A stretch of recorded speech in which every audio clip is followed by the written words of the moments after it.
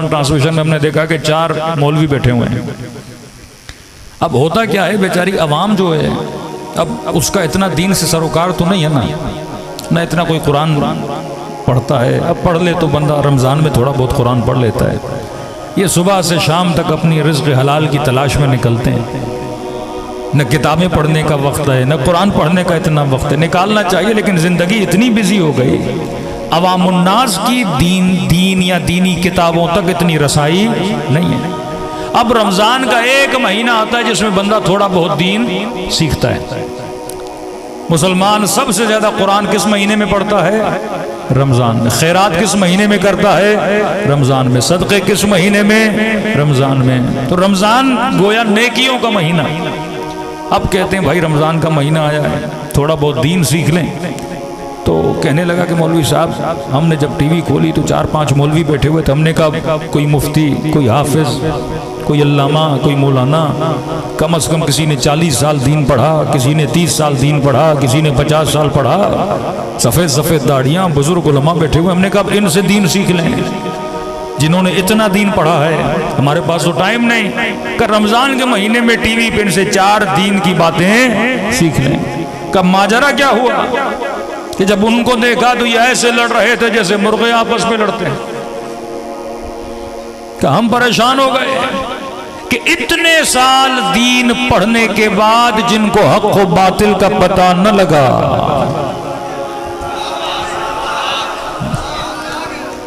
جو بندہ صبح سے شام تک حدیث حدیث حدیث، آیت آیت آیت، یہ اس کو کہہ رہا ہے تو بدعتی ہے اور یہ بھی آیتیں پڑھ رہا ہے، اور وہ اس کو کہہ رہا ہے تو غلط ہے، یہ بھی آیتیں سنا رہا ہے.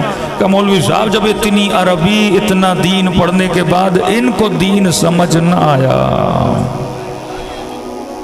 تو اس سے تو اچھا ہے ہم دین پڑھیں ہی نہ. کیونکہ بندہ جتنا بے دین ہوتا ہے نا اتنا سب سے ملتا ہے. دین زیادہ نہیں پڑھا ہوا تو سنی بھی ہوگا تو شیعہ سے ملے گا، بریلوی سے بھی ملے گا. لیکن جب دین پڑھنا شروع کرے گا نا کہ گا نہیں شیعہ کا نیاز بھی حرام ہے، بریلوی کی یہ چیز بھی غلط ہے. مطلب جتنا دیندار بنے گا اتنی نفرت پھیلائے گا، جتنا دیندار بنے گا اتنی جدائیاں پیدا کرے گا. کہ یہ مولوی جتنی مفتیوں کے دلوں میں ایک دوسرے کے لیے نفرت عام مسلمان کے دل میں نہیں ہے، جتنی شیعہ سے نفرت مثلا ایک وہابی مفتی ایک اہل حدیث والا کرتا ہے کوئی اور نہیں کرتا، کیونکہ اس نے دین زیادہ پڑھا ہے.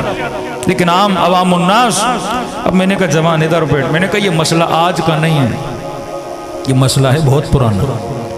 میں نے کہا تو عام آدمی ہے، 4 مولویوں کو لڑتا ہوا دیکھتا ہے تو کنفیوز ہو جاتا ہے، کہتا ہے اس دین کو بس تھوڑا ہی پڑھوں تو اچھا ہے، زیادہ پڑھوں گا تو کیا ہوگا، جھگڑے ہوں گے. میں نے کہا یہی حال تھا 1400 سال پہلے مسلمانوں کا.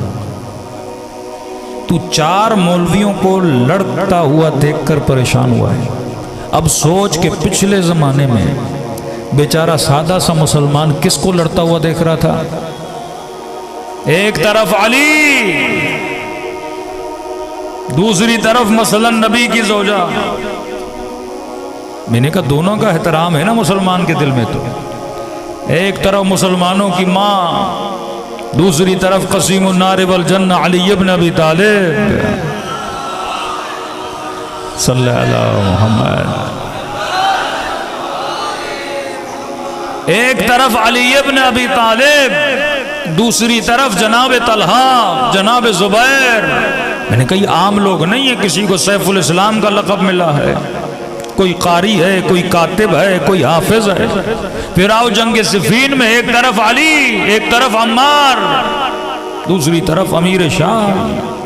اب امت جس طرح آج کے عام لوگ مولویوں کا احترام کرتے ہیں نا، اس زمانے میں لوگ کس کا احترام کرتے تھے؟ اصحاب رسول کا. زوجہ کا بھی احترام کرے، صحابی کا بھی احترام کرے، آل رسول کا بھی احترام کرے. ایک طرف حسن بن علی، دوسری طرف امیر شام. اب امت کے لیے تو سارے کیا ہیں؟ بڑے ہیں نا. اور جب بڑے آپس میں لڑیں تو چھوٹے کیا کریں؟ کچھ نے کہا کہ علی حق پر ہے، علی کا سہارا لیا. کچھ نے کہا کہ مثلا نبی کی زوجہ حق پر ہے، نبی کی زوجہ کی طرف چلے گئے. کچھ نے کہا گھر میں سو جاتے ہیں اچھا ہے. ادھر بھی جائیں گے تو قتل کرنا پڑے گا صحابی کو، ادھر بھی جائیں گے تو قتل کرنا پڑے گا صحابی کو۔ اب امت کیا ہو گئی؟ کنفیوز ہو گئی نا۔ اگر خدا امت کو اسی طرح کنفیوز رکھتا تو قصور امت کا نہیں تھا، علیہ باللہ۔ رسول خدا ایک امت کو چھوڑ کے جا رہے ہیں اور امت کے بزرگ اور عمائدین آپس میں لڑ پڑتے ہیں، اس بیچارے مسلمان کا کیا قصور؟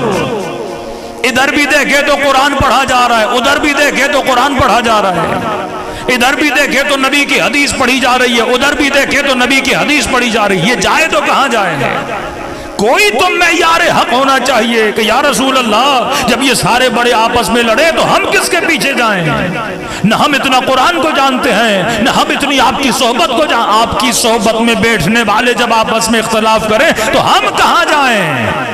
تو یہ ممکن نہیں کہ رسول گرامی امت کو کوئی معیار نہ دے کر جائیں۔ کیسے ممکن ہے؟ معیار نہیں دیتے تو یہ قصور سارا پروردگار عالم کی طرف چلا جاتا ہے کہ خدایا تم نے کوئی راہ نہیں دکھائی، تم نے کوئی راستہ نہیں دکھایا، لہٰذا ہم گمراہ ہو گئے۔ تو نبی ایک معیار بنا کر گئے، فرمایا یہ نہ دیکھ کے حق کی باتیں کرنے والے کیا کہہ رہے ہیں، یہ نہ دیکھ کے حق کا جھومر پہننے والے کیا کہہ رہے ہیں، یہ نہ دیکھ کے قرآن پڑھنے والے کیا کہہ رہے ہیں، یہ دیکھ علی والحق والحق مع علی، علی حق کے ساتھ ہے، حق علی کے ساتھ ہے۔ یہ نہ دیکھنا کہ حق کہاں جا رہا ہے، یہ دیکھنا کہ علی کہاں جا رہے ہیں۔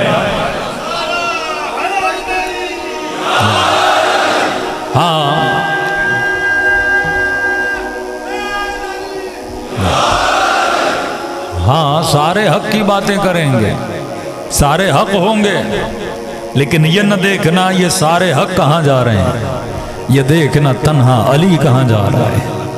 کیونکہ جہاں جہاں علی جاتا ہے حق کا اگر کوئی قبلہ ہے تو علی ابن ابی طالب ہے۔